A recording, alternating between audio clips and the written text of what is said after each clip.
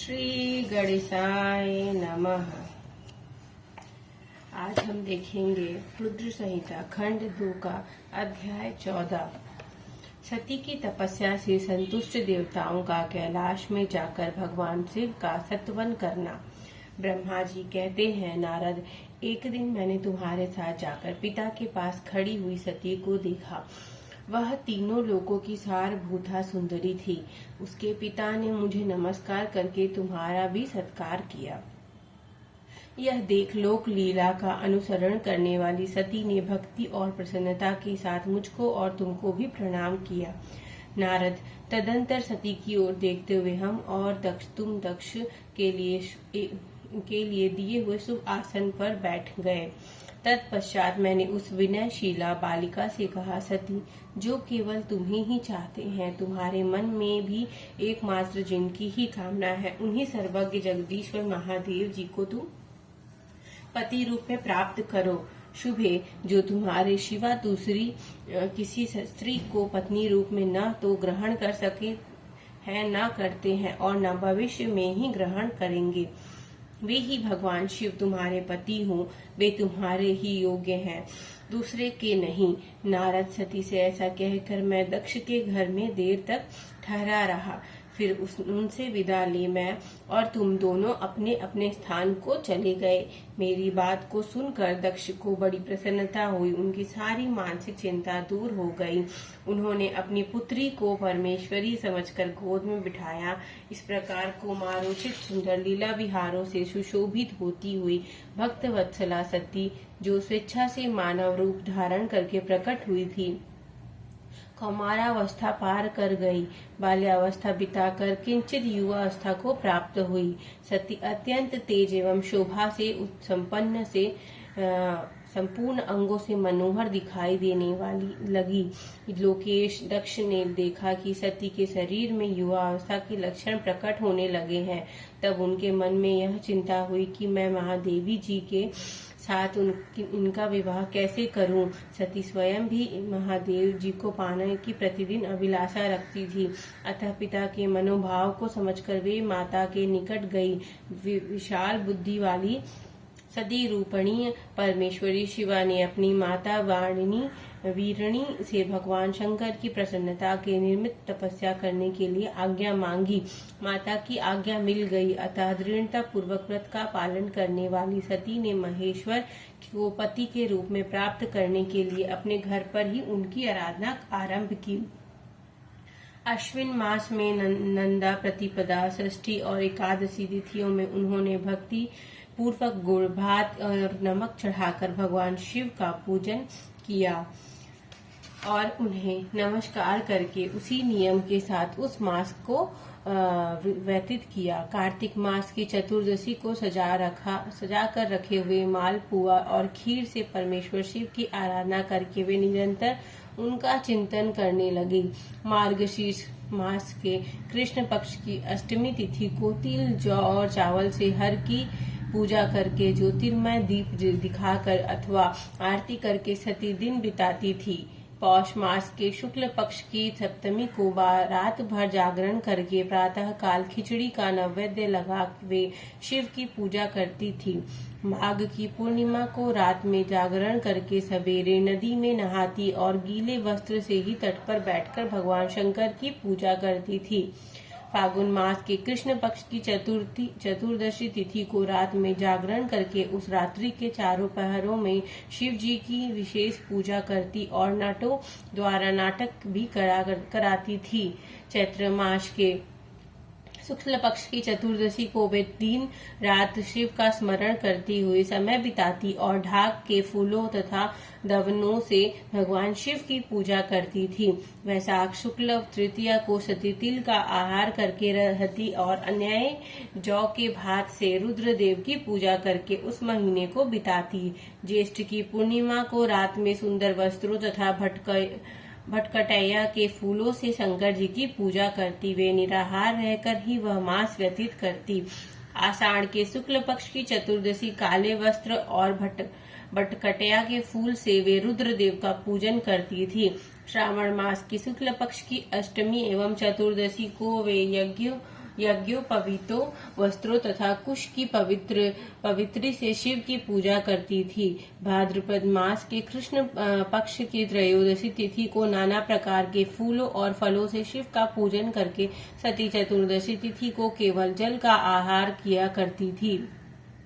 भांति भांति के फलों, फूलों और उस समय उत्पन्न होने वाले अन्नों द्वारा वे शिव की पूजा करती और महीने भर अत्यंत नियमित आहार करके केवल जप में लगी रहती थी।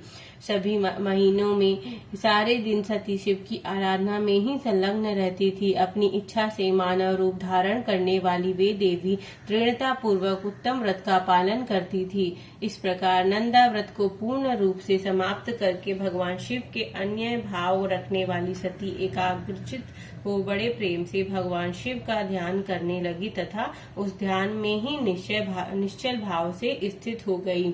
मुने इसी समय सब देवता और ऋषि भगवान विष्णु और मुझको आगे करके सती की तपस्या देखने के लिए आ गए। वहां आकर देवताओं ने देखा सती मूर्तिमत दूसरी सिद्धि के सामने जान पड़ती है। वे भगवान शिव के ध्यान में निमग्न हो उस समय सिद्धावस्था को पहुंच गई थी। समस्त देवताओं ने बड़ी प्रसन्नता के साथ वहां दोनों हाथ जोड़कर सती को नमस्कार किया। मुनियों ने भी मस्तक झुकाए और श्री हरि आदि के मन में प्रीति उमड़ आई। श्री विष्णु आदि सब देवता और मुनि आश्चर्यचकित हो सती देवी की तपस्या की भूरी भूरी प्रशंसा करने लगे। फिर देवी को प्रणाम करके वे देवता और मुनि तुरंत ही गिरि श्रेष्ठ कैलाश को गए, जो भगवान शिव को बहुत ही प्रिय है। सावित्री के साथ मैं और लक्ष्मी के साथ भगवान वासुदेव भी प्रसन्नता पूर्वक महादेव जी के निकट गए। वहां जाकर भगवान शिव को देखते ही बड़े वेग से प्रणाम करके सब देवताओं ने दोनों हाथ जोड़ विनती भाव से नाना प्रकार के स्तोत्रों द्वारा उनकी स्तुति करके अंत में कहा, प्रभु आपकी सत्व, रज और तम नामक जो 3 शक्तियां हैं उनके राग आदि वेग असह है। वेदत्रयी अथवा लोकत्रयी आपका स्वरूप है। आप शरणागतों के पालक और आपकी शक्ति बहुत बड़ी है, उसकी कहीं कोई सीमा नहीं है। आपको नमस्कार है। दुर्गपते जिनकी इंद्रियां दुष्ट हैं, वश में नहीं हो पाती, उनके लिए आपकी प्राप्ति का कोई मार्ग सुलभ नहीं है। आप सदा भक्तों के उद्धार में तत्पर रहते हैं। आपका तेज छिपा हुआ है। आपको नमस्कार है। आपकी माया शक्ति रूपा जो अहम बुद्धि है, उससे आत्मा का स्वरूप ढक गया है। अतएव यह मूढ़ बुद्धि जीव अपने स्वरूप को नहीं जान पाता। आपकी महिमा पार पाना अत्यंत कठिन ही नहीं, सर्वथा असंभव है। हम आप महाप्रभु को मस्तक झुकाते हैं। ब्रह्मा जी कहते हैं, नारद इस प्रकार महादेव की स्तुति करके श्री विष्णु आदि सब देवता उत्तम भक्ति से मस्तक झुकाए प्रभु शिव जी के आगे चुपचाप खड़े हो गए। इसी तरह अध्याय 15 संपूर्ण होता है। हर हर महादेव। अगला अध्याय ब्रह्मा जी का रुद्रदेव के सती के साथ विवाह करने का अनुरोध, श्री विष्णु द्वारा अनुमोदन और श्री रुद्र की उसके लिए स्वीकृति। ब्रह्मा जी कहते हैं, श्री विष्णु आदि देवताओं द्वारा की हुई उस स्तुति को सुनकर उस सबकी उत्पत्ति के हेतु भूत भगवान शंकर बड़े प्रसन्न हुए और जोर जोर से हंसने लगे। मुझ ब्रह्मा और विष्णु को अपनी अपनी पत्नी के साथ आया हुआ देख महादेव जी ने हम लोगों से यथोचित वार्तालाप किया और हमारे आगमन का कारण पूछा। रुद्र बोले, हे हरे, हे विधे तथा हे देवताओं और महर्षियों, आज निर्भय होकर यहाँ आपने आने का ठीक ठीक कारण बताओ। तुम लोग किस लिए यहाँ आए हो और कौन सा कार्य आ पड़ा है, वह सब मैं सुनना चाहता हूँ, क्योंकि तुम्हारे द्वारा की गई स्तुति से मेरा मन बहुत प्रसन्न है। मुने महादेव जी के इस प्रकार पूछने पर भगवान विष्णु की आज्ञा से मैंने वार्तालाप आरंभ किया। मुझ ब्रह्मा ने कहा, देव देव महादेव करुणा सागर प्रभु, हम दोनों इन देवताओं और ऋषियों के साथ जिस उद्देश्य से यहाँ आए हैं उसे सुनिए। वृषभ ध्वज, विशेषतः आपके ही लिए हमारा यहाँ आगमन हुआ है, क्योंकि हम तीनों सहार्थी हैं। सृष्टि चक्र के संचालन रूप प्रयोजन की सिद्धि के लिए एक दूसरे के सहायक हैं। सहार्थी को सदा परस्पर यथा योग्य सहयोग करना चाहिए, अन्यथा यह जगत टिक नहीं सकता। महेश्वर, कुछ ऐसे असुर उत्पन्न होंगे जो मेरे हाथ से मारे जाएंगे, कुछ भगवान विष्णु के और कुछ आपके हाथों नष्ट होंगे। महाप्रभु, कुछ असुर ऐसे होंगे जो आपके विरह से उत्पन्न हुए पुत्र के हाथ से ही मारे जा सकेंगे। प्रभु, कभी कोई विरले ही असुर ऐसा होंगे जो माया के हाथों द्वारा वध को प्राप्त होंगे। आप भगवान शंकर की कृपा से ही देवताओं को सदा उत्तम सुख प्राप्त होगा। घोर असुरों का विनाश करके आप जगत को सदा स्वास्थ्य एवं अभय प्रदान करेंगे। अथवा यह भी संभव है कि आपके हाथ में कोई भी असुर न मारा जाए, क्योंकि आप सदा योग युक्त रहते हुए राग द्वेष से रहित हैं तथा एकमात्र दया करने में ही लगे रहते हैं। यदि वे असुर भी आराधित हो, आपकी दया से अनुग्रहित होते रहें, तो सृष्टि और पालन का कार्य कैसे चल सकता है। अतः वृषभध्वज, आपको प्रतिदिन सृष्टि आदि के उपयुक्त कार्य करने के लिए उद्धत रहना चाहिए। यदि सृष्टि पालन और संहार रूप से कर्म न करने हो, तब तो हमने माया से जो भिन्न भिन्न शरीर धारण किए हैं, उनकी कोई उपयोगिता अथवा औचित्य ही नहीं है। वास्तव में हम तीनों एक ही हैं, कार्य के भेद से भिन्न भिन्न देह धारण करके स्थित हैं। यदि कार्य भेद न सिद्ध हो, तब हमारे रूप भेद का कोई प्रयोजन ही नहीं है। देव, एक ही परमात्मा महेश्वर तीन स्वरूपों में अभिव्यक्त हुए हैं। इस रूप भेद में उनकी अपनी माया ही कारण है। वास्तव में प्रभु स्वतंत्र है, वे लीला के उद्देश्य से ही ये सृष्टि आदि कार्य करते हैं। भगवान श्री हरि उनके बाएं अंग से प्रकट हुए, मैं ब्रह्म उनके दाएं अंग से प्रकट हुआ हूँ, और आप रुद्रदेव उन सदाशिव के हृदय से आविर्भूत हुए हैं। अतः आप ही शिव के पूर्ण रूप हैं। प्रभु, इस प्रकार अभिन्न रूप होते हुए भी हम तीनों रूपों में प्रकट हैं। सनातन देव, हम तीनों उन्हीं भगवान सदाशिव और शिवा के पुत्र हैं। इस यथार्थ तत्व का आप हृदय से अनुभव कीजिए। प्रभु, मैं और श्री विष्णु आपके आदेश से प्रसन्नता पूर्वक लोक की सृष्टि और पालन के कार्य कर रहे हैं तथा कार्य कारण व पत्नी भी हो गए हैं। अतः आप भी विश्व हित के लिए और देवताओं का सुख पहुंचाने के लिए एक परम सुंदरी रमणी को अपनी पत्नी बनाने के लिए ग्रहण करें। महेश्वर, एक बात और है उसे सुनिए। मुझे पहले के वृतांत का स्मरण हो आया है। पूर्व काल में आपने ही शिव रूप से जो बात हमारे सामने कही थी, वही इस समय सुना रहा हूँ।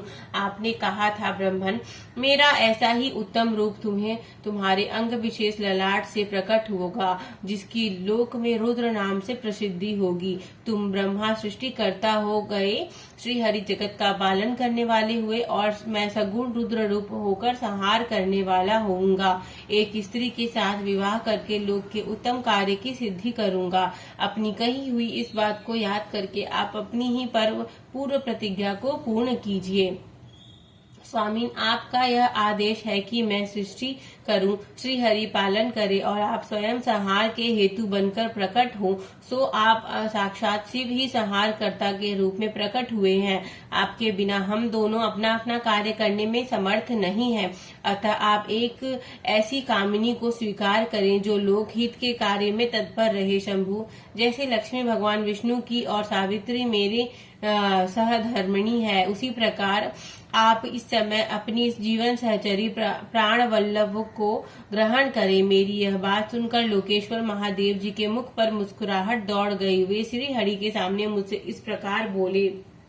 ईश्वर ने कहा, भगवान ब्रह्मन हरि, तुम दोनों मुझे सदा ही अत्यंत प्रिय हो। तुम दोनों को देखकर मुझे बड़ा आनंद मिलता है। तुम लोग समस्त देवताओं में श्रेष्ठ हो तथा त्रिलोक के स्वामी हो। लोकहित के कार्य में मन लगाए रहने वाले तुम दोनों का वचन मेरी दृष्टि में अत्यंत गौरवपूर्ण है। किंतु सूरश्रेष्ठ गण, मेरे लिए विवाह करना उचित नहीं होगा, क्योंकि मैं तपस्या में संलग्न रहकर सदा संसार में विरक्त ही रहता हूँ और योगी के रूप में मेरी प्रसिद्धि है, जो निर्वृत्त के सुंदर मार्ग पर स्थित है, अपने आत्मा में ही रमण करता आनंद मानता है, निरंजन माया से निर्लित है, जिसका शरीर अवधुत दिगंबर है, जो ज्ञानी आत्मदर्शी और कामना से शून्य है, जिसके मन में कोई विकार नहीं है, जो भोगों से दूर रहता है तथा जो सदा अपवित्र और अमंगल वेशधारी है, जो उसे संसार से में कामिनी से क्या प्रयोजन है,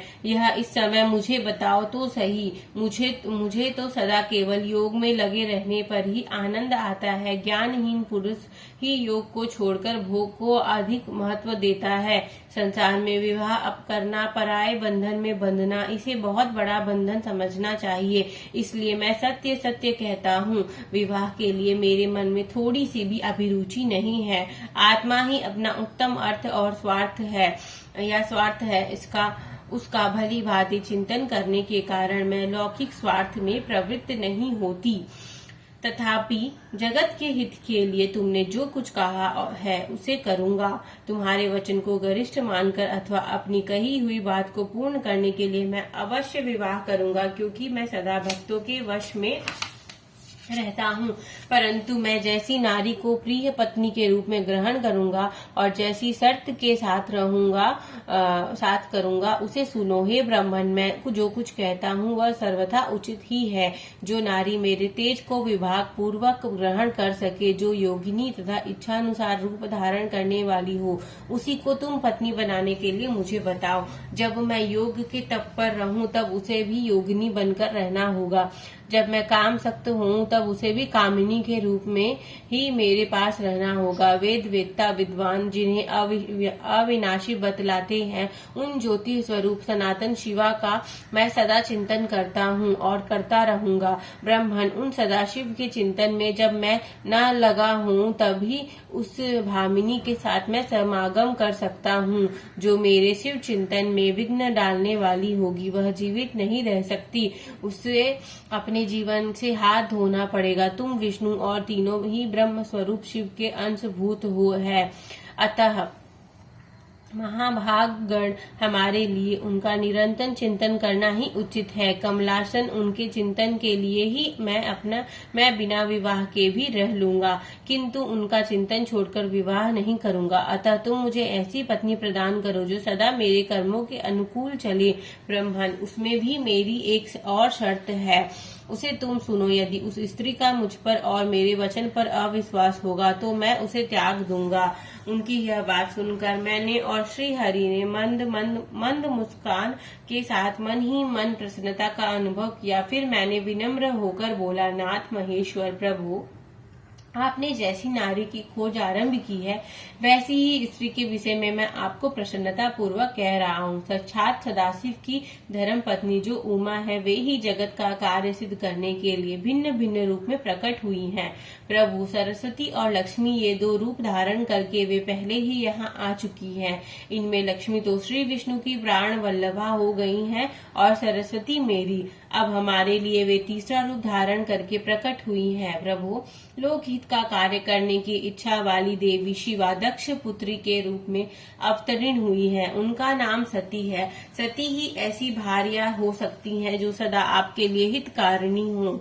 देवेश, महातेजस्विनी सती आपके लिए आपको पत्नी रूप में प्राप्त करने के लिए दृढ़ता पूर्वक कठोर व्रत का पालन करती हुई तपस्या कर रही है।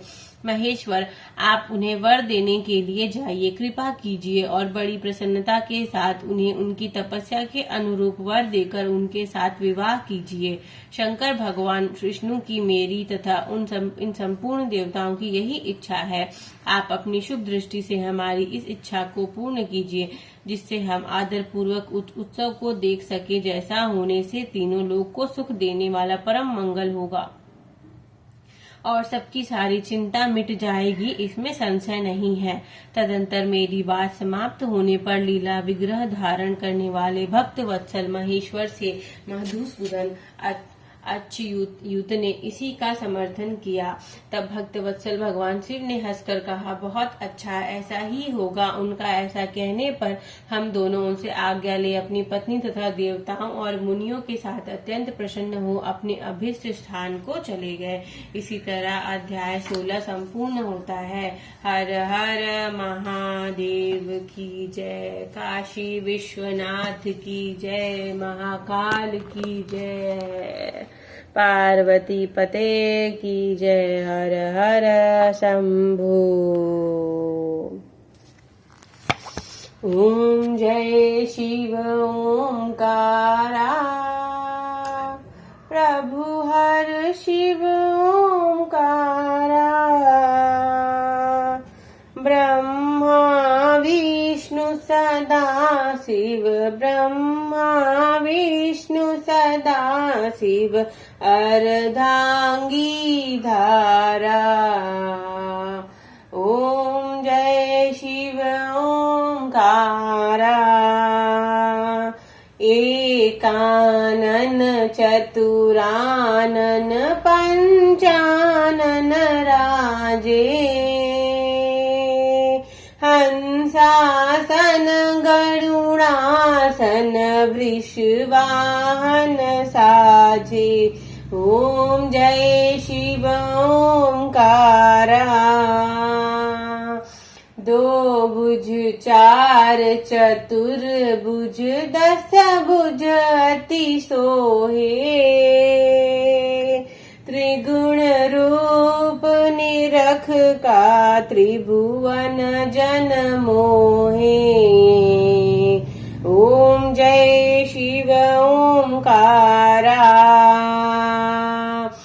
अक्षमाला बनमाला रुंडमाला धारी। चंदन मृग मद सोहे भोले सुखकारी। ओम जय शिव ओंकारा। श्वेतांबर पीतांबर बागंबर अंगे। सनकादिक गरुणादिक भूतादिक संगे। ओम जय शिव ओंकारा। कर के मध्य कमंडलु चक्र त्रिशूल धरता। जग करता जग भरता जग संहार करता। ओम जय शिव ओंकारा। ब्रह्मा विष्णु सदा शिव जानत अविवेका। प्रणावाक्षर मध्य ये तीनों एका। ओम जय शिव ओंकारा। काशी में विश्वनाथ विराजत नंदी ब्रह्मचारी। नित उठी भोग लगावत महिमा अति भारी। ओम जय शिव ओंकारा। त्रिगुण शिव जी की आरती जो कोई नर गावे। कहत शिवानंद स्वामी मन वांछित फल पावे। ओम जय शिव ओंकारा। बोलो हर हर महादेव की जय। काशी विश्वनाथ की जय। कर्पूर गौरम करुणावतारम संसार सारम भुजगेन्द्रहारम सदा वसन्तं हृदयारविन्दे भवं भवानी सहितं नमामि। कर्पूर गौरम करुणावतारम संसार सारं भुजगेन्द्रहारं सदा वसन्तं हृदयारविन्दे भवं भवानी सहितं नमामि। कर्पूरगौरं करुणावतारं संसारसारं भुजगेन्द्रहारं सदा वसन्तं हृदयारविन्दे भवं भवानी सहितं नमामि। त्वमेव माता च पिता त्वमेव त्वमेव बन्धु च सखा त्वमेव त्वमेव विद्या द्रविणं त्वमेव त्वमेव सर्वं मम देव देव त्वमेव सर्वं मम देव देव।